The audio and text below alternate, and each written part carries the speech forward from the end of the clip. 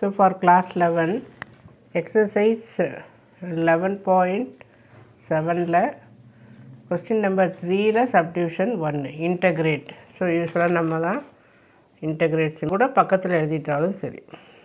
அப்படி எழுதுறப்போ 1/√(1 - x) ஏன்னா இதனுடைய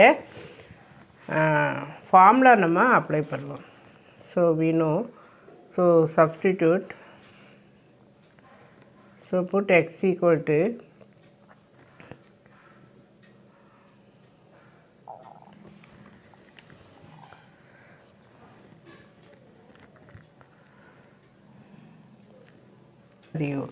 sin inverse x னுடைய differentiation என்ன 1/√(1 - x² dx. இதை தான் நம்ம இப்படி எழுதியிருக்கோம். dx by this equal to dt. இப்போ இந்த ப்ராக்கெட்டுக்கு பதிலாக நம்ம என்ன சப்ஸ்டியூட் பண்ணிடலாம், dt அப்படின்னு சொல்லி சப்ஸ்டியூட் பண்ணலாம். ஸோ இன்டெக்ரல் இந்த எக்ஸ் வேணும் இல்லையா. So sine inverse x equal to t னா x equal to இது அந்த பக்கம் கொண்டு போகும் sin t. இது நமக்கு தெரியும் x equal to sin t. So இப்போ இந்த எக்ஸுக்கு பதிலாக என்ன நம்ம எழுதிக்கலாம், sin t. எக்ஸுக்கு பதிலாக sin tன்னு எழுதிட்டோம். தென் sin inverse x தான் நம்ம என்ன எழுதியிருந்தோம், t அப்படின்னு சொல்லி எழுதியிருந்தோம். ஸோ இன்ட்டு t ப்ராக்கெட் போட்டுக்கோ, இல்லாட்டி கன்ஃபியூஸ் ஆயிரும். இன்ட்டு அடுத்தது இப்போ இது எழுதிட்டோம், இது ஃபஸ்ட் ஸ்டெப் எழுதிட்டோம், இது செகண்டு, இது தேர்டு. இதுக்கு பதிலாக இந்த ப்ராக்கெட்டுக்கு பதிலாக நம்ம என்ன எழுதலாம், dt. ஏன்னா dx by 1/√(1 - x². ஸோ இங்கே dt எல்லாமே இன் டேர்ம்ஸ் ஆஃப் டீயில் வந்திருக்கா அப்படின்னு சொல்லி செக் பண்ணிக்க. ஸோ இதை பார்த்தீங்கன்னா இங்கே t, இங்கே sin t. இந்த மாதிரி வந்தவே நம்ம integration by parts we are using integration equal to t.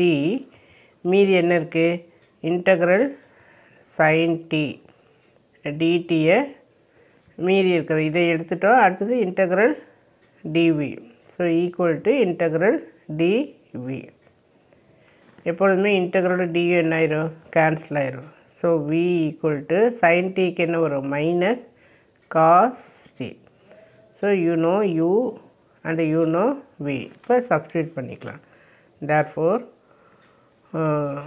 இதை சொன்னால் நம்ம i அப்படின்னு கூட வச்சுக்கலாம். So i equal to formula என்ன, ub minus integral v du. u என்ன வச்சுட்டோம், t. தென் v என்ன, cos t minus integral v என்ன, cos t. தென் du என்ன, dt.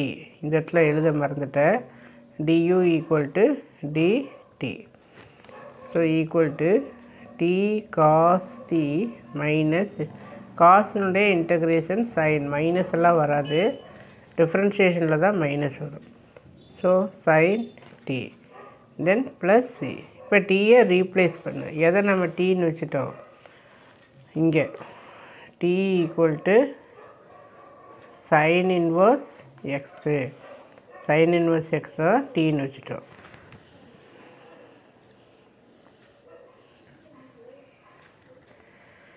இப்போ t equal to sin inverse x. அப்போ x equal to sin t.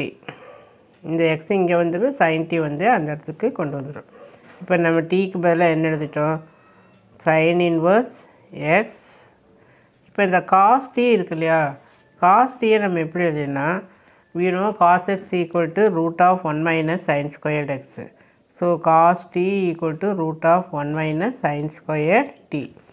cos theta equal to √(1 - sin² theta அந்த formula தான்.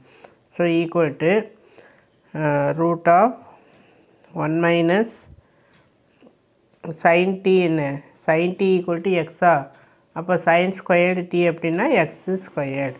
sin t x. So sin² t equal to x².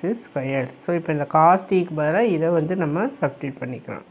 So bracket √(1 - x².